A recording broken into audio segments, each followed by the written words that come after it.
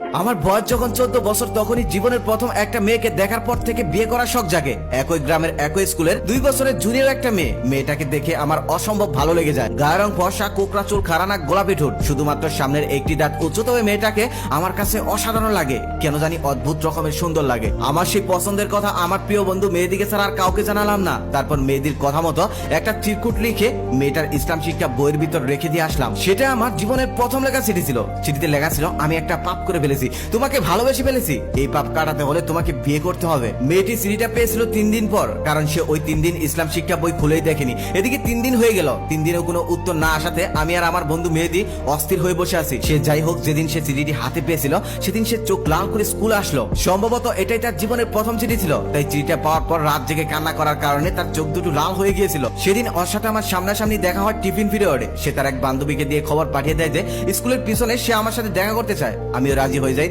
তারপর দৌড়ে চলে যায় স্কুলের পিছনে। মেয়েটা আগের থেকে সেখানে গিয়ে দাঁড়িয়েছিল। আমাকে দেখার সাথে সাথে সে আমাকে বলল, আপনি কি আমাকে ভালোবাসেন? আমি বললাম, বাসি। মেয়েটা তখন বলল, আপনার এই চিঠিটা নিয়ে গিয়ে যদি আমি হেডমাস্টারের কাছে নালিশ করে দেই, জানেন আপনার কি হবে? আমি তখন বললাম, জানবো না কেন, আমাকে পিটাতে পিটাতে একদম স্কুল থেকে মেন রুট পর্যন্ত দিয়ে আসবে। মেয়েটা তখন আবার বলল, তারপরেও ভালোবাসেন? আমি তখন বললাম, শুধু ভালোবাসি না, বিয়েও করতে চাই। মেয়েটা তখন আমাকে বলল, আমার তো বিয়ের বয়স হয়নি, মেয়েদের বিয়ের বয়স হতে 18 বছর লাগে, আর আপনারও বিয়ের বয়স হয়নি, ছেলেদের বিয়ের বয়স হতে 21 বছর লাগে। আমি তখন বললাম, তাহলে আমার যখন 21 হয়, তোমার যখন 18 হয়, আমরা তখনই বিয়ে করব। তখন মেয়েটা একটু আস্তে আস্তে বলল, সত্যি বিয়ে করবেন তো? আমি তখন বললাম, সত্যি বিয়ে করব। তখন মেয়েটা আবার বলল, তাহলে কথা দেন।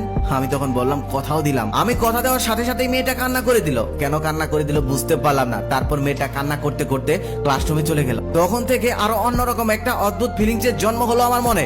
ভালোবেসে ফেললাম আমি ওকে। আমার প্রিয় বন্ধু মেহেদীদের পাশের বাড়ি ছিল ওদের বাড়ি, তাই আমার প্রিয় বন্ধু মেহেদীকে দিয়েই চিঠি আদান প্রদান করতে লাগলাম। এভাবেই চিঠি আদান প্রদান করতে করতে আমাদের ভালোবাসা 1 বছর কেটে গেল। 1 বছরের মধ্যে গ্রামের অনেকে আমাদের প্রেম সম্পর্কে জেনেও গেল। দুষ্ট ছেলে মেয়েরা গাছের মধ্যে লাভ এঁকে শাকিল প্লাস নিভা লিখে রাখতো। আমাকে দেখলেই নিভা নিভা বলে ডাকতো, আবার নিভাকে দেখলেই শাকিল শাকিল বলে ডাকতো। কিছু বললে আরো বেশি করে বলতো, তাই কিছু বলতাম না। এরপর স্কুলের এক সাংস্কৃতিক অনুষ্ঠানে নিভা নাচলো। সেই নাচের গান ছিল বৃষ্টি পরে টাপুর টুপুর পায়ে দিয়ে সোনার নুপুর।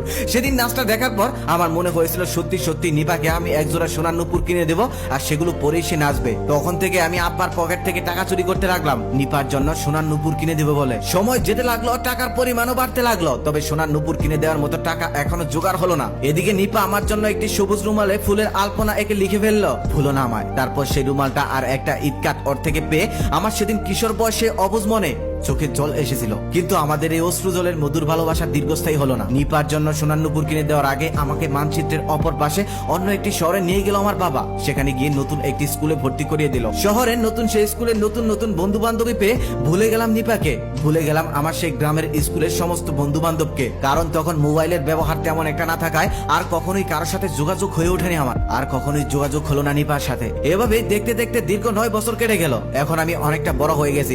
একদিন মা আমাকে সঙ্গে করে একটি জুয়েলারিতে নিয়ে যায়। সেখানে যাওয়ার পর একজোড়া নুপুর দেখে আমার মনে পড়ে যায় সেই নিপার কথা।